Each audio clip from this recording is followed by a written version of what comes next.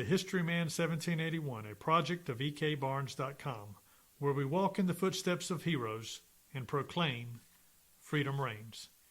On today's podcast, we are featuring Jim Piecuch and the Cavalry of the American Revolution. Jim is the author of 7 books, one of which is The Battle of Camden, a documentary history, and the other one, which we are talking about today, is The Cavalry of the American Revolution. Welcome, Jim. Thank you, Eric. Jim, the cavalry history in the American Revolution is interesting to me because it's actually the genesis of the cavalry in the United States. Tell us how this came about, how it became a book for you.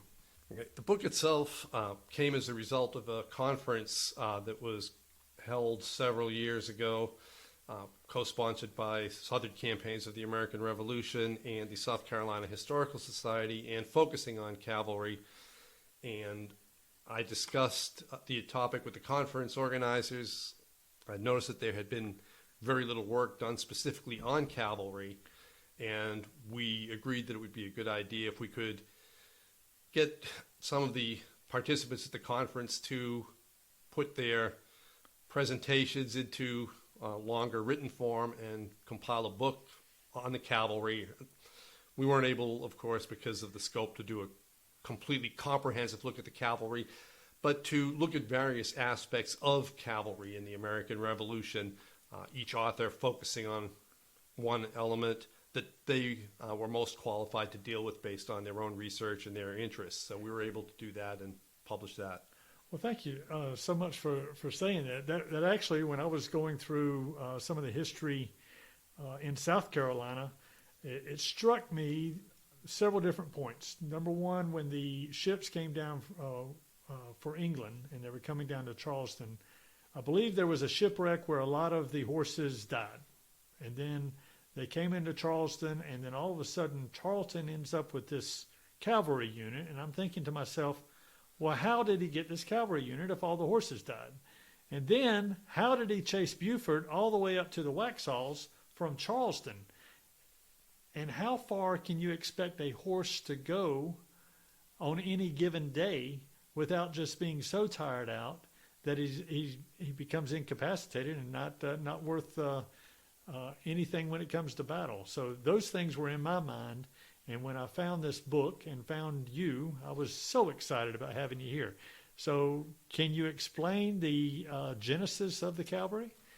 Okay, when the revolution began, the American revolutionaries had no real experience with cavalry. There had been a very few small militia cavalry units organized in New England during King Philip's War in the 17th century, but it had fallen out of use. And when George Washington was appointed commander-in-chief of the Continental Army, he decided that cavalry would not be of use in the geographic physical conditions of the New England, New York, New Jersey area. He argued that with all of the wooden fences, the stone walls, the woodlots, the scattered buildings, that cavalry just wouldn't be able to move. And he did have, in New York in 1776, the state of Connecticut actually created a mounted militia unit of roughly 500 men and sent them to Washington's army. I see. And Washington didn't know what to do with them. Obviously, the British had not landed yet, so there wasn't too much for the cavalry to do except for the men to consume provisions and for the horses to consume forage that Washington thought would be better used to support the baggage horses and the artillery horses, the ones that drew the wagons and the cannons.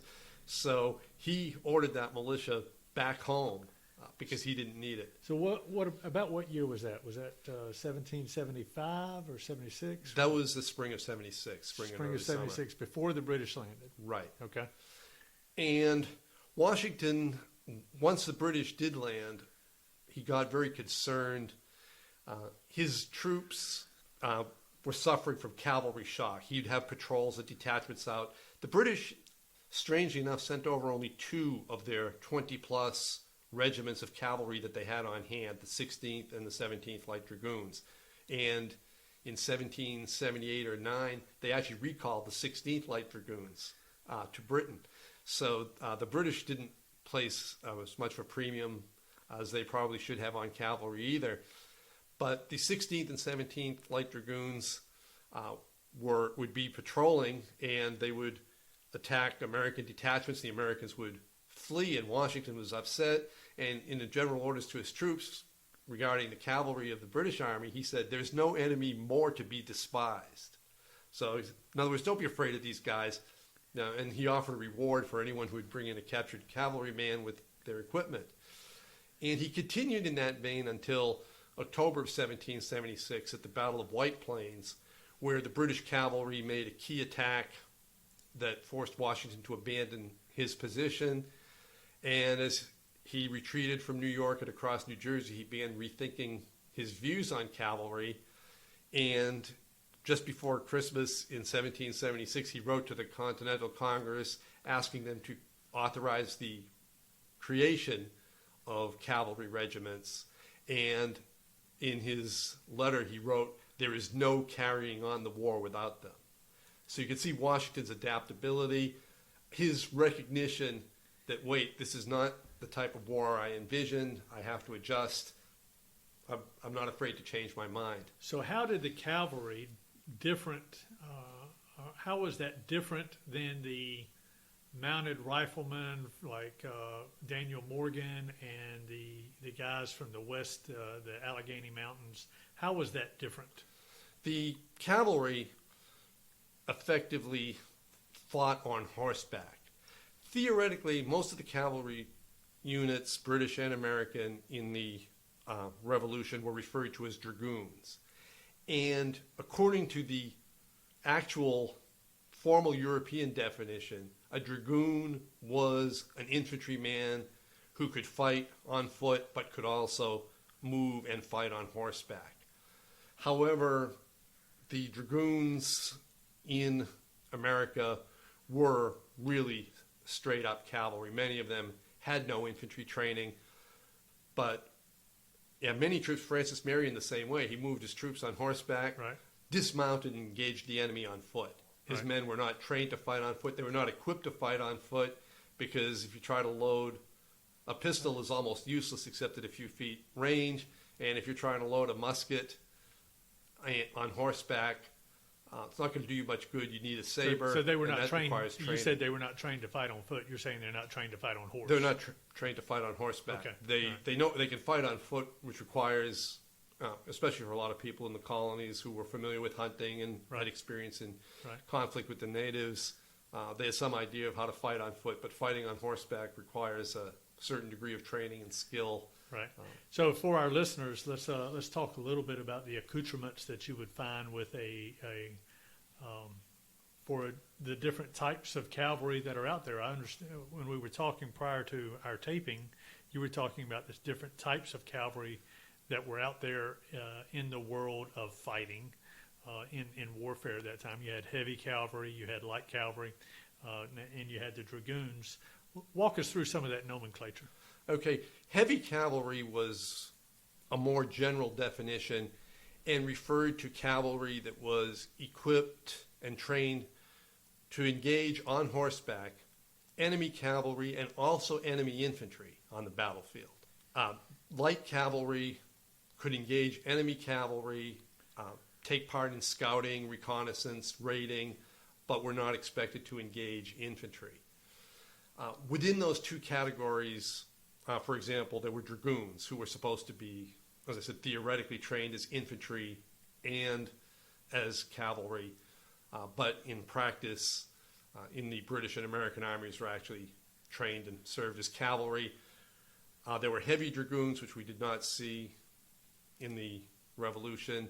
Okay. The dragoons in the Revolution were all designated light dragoons. Although in some cases they did engage infantry. You mentioned the Waxhaws, William Washington's Continental Dragoons at Utah Springs did engage infantry on occasion, sometimes with success, sometimes disastrously.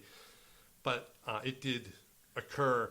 But they were generally used as light cavalry, which would be not only light dragoons, But Hussars, the Queen's Rangers, a loyalist unit recruited in the New York area, designated their cavalry Hussars after a Serbian and Hungarian title that was popular in Europe, who were used primarily in raiding as well as scouting. Okay. All right. But they were famed for their raiding abilities.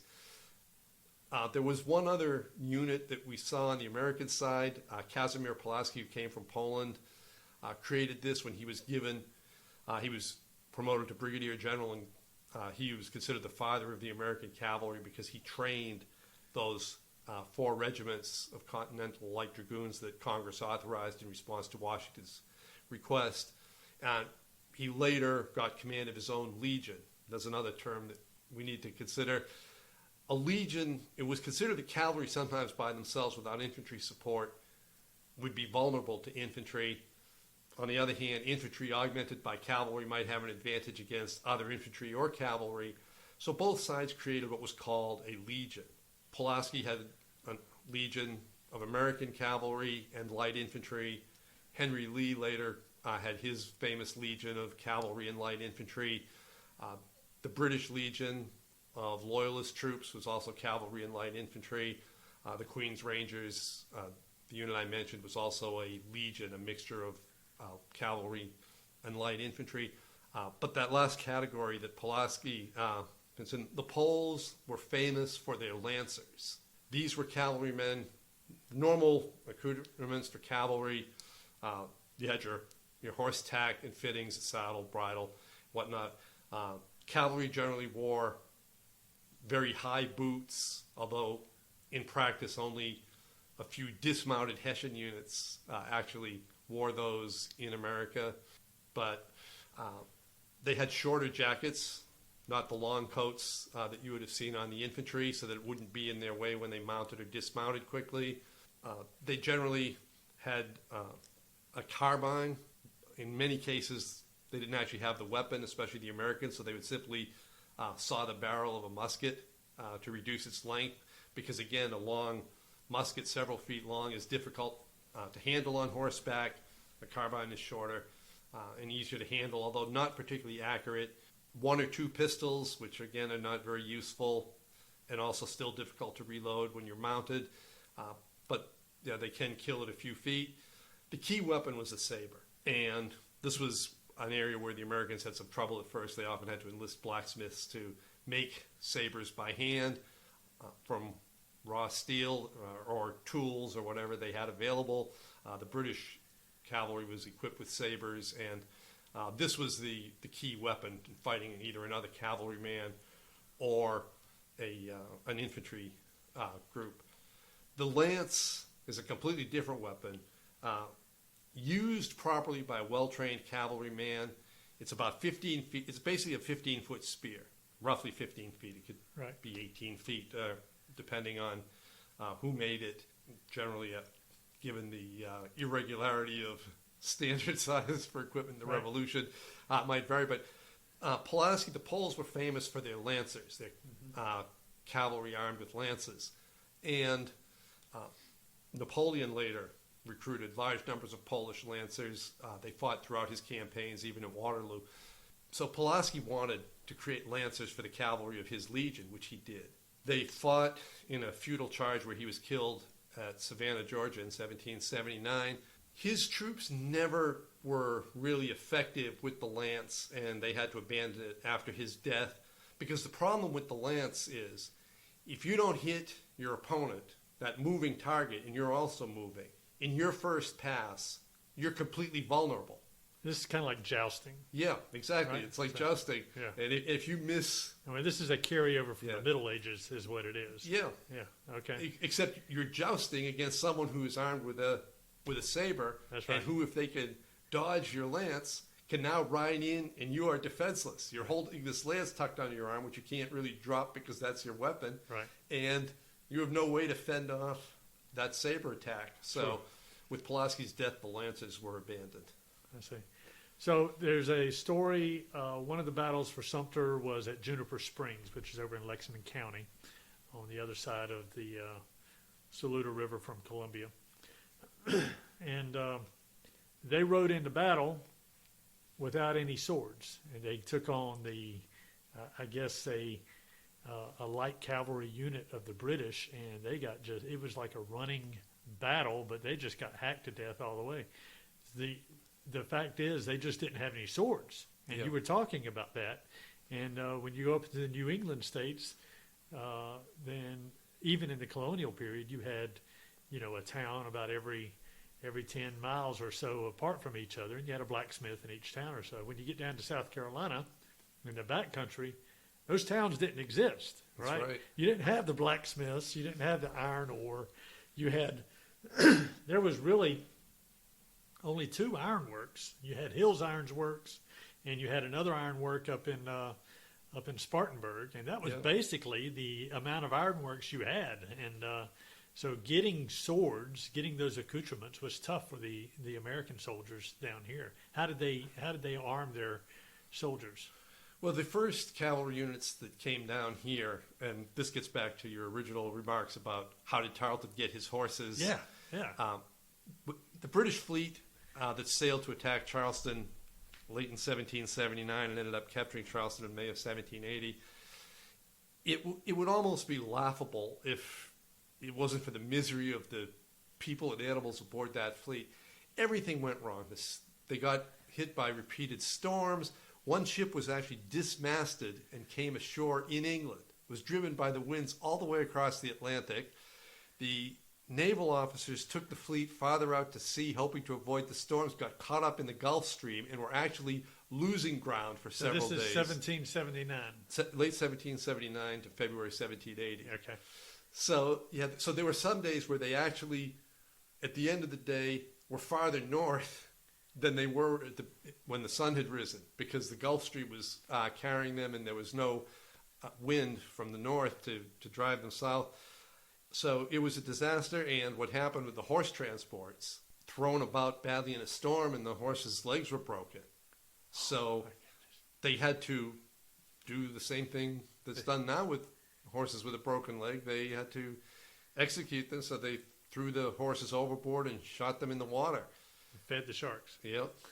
And so when Tarleton landed, his unit, Patrick Ferguson's unit, and some others did not land south of Charleston with the main army. They landed at Savannah, picked up some of the British garrison there, and marched up overland.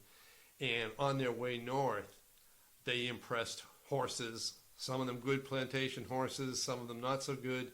But where they did themselves a big favor, Washington had been sending troops constantly because he knew the British were moving against Charleston, wanted to reinforce it. So he had sent the North Carolina Continentals, infantry, the Virginia Continental Infantry, and then he sent two of his four Continental Cavalry regiments, William Washington's regiment, Anthony Walton White's regiment. And those units fought Tarleton twice in April and early May of 1779 at Biggins Bridge and Monk's Corner. And Tarleton literally cut them to pieces. He surprised them both times. One time they were actually napping along the banks of the Santee River when Tarleton learned they were there and just rode in on them. They had actually captured some of Tarleton's men earlier who were being rowed across the Santee. And the prisoners grabbed their guards, threw them in the water, and rowed themselves back. White and Washington only escaped by swimming the river. Really? But the two cavalry units were almost annihilated by Tarleton in those battles. And as a result, he captured all of their horses, all of their equipment, saddles, sabers. So from that moment on, they were riding into battle with American equipment. Yeah, largely. I mean, his men still had their own sabers and other equipment, but he had the American horses, plus he had all of this surplus equipment. So as he recruited for his British Legion's cavalry locally, which he did get well over 100 recruits, he had equipment for them from the captured material, plus he could replace his battle losses.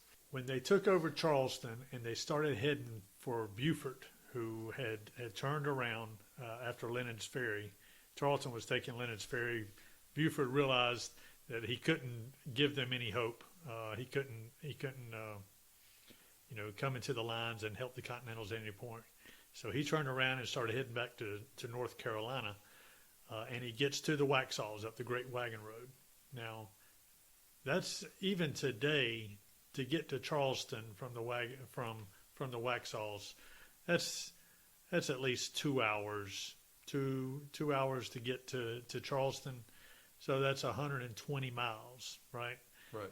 So that seems like a long way for Bannister Tarleton to take his cavalry after they've already been in battle, and now they're going after Buford. How did they maintain that cavalry unit? And was he a legion at that point? Did he have infantry He was at a that legion. time? He had his Because light he infantry. had some. Didn't he have some cannons with him as well? He had 2 3-pounders. Light How did they pieces, close one the 3-pounder. gap Yeah. there? For one thing, Buford came to Camden and then rested for a few days. I see.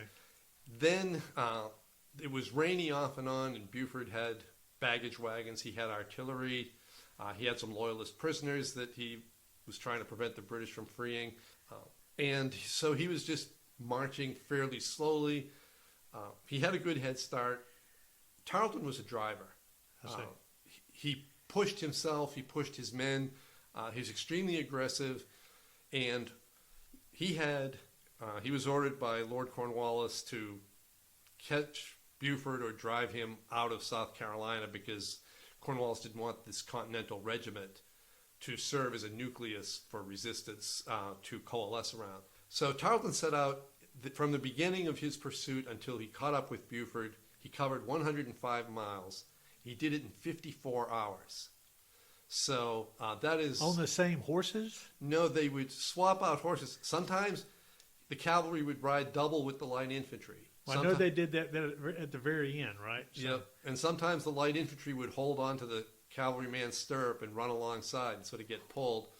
As the horses gave out, they would simply impress horses nearby from farms or plantations. They would just So say, you had. here's our horses. Give us whatever you have.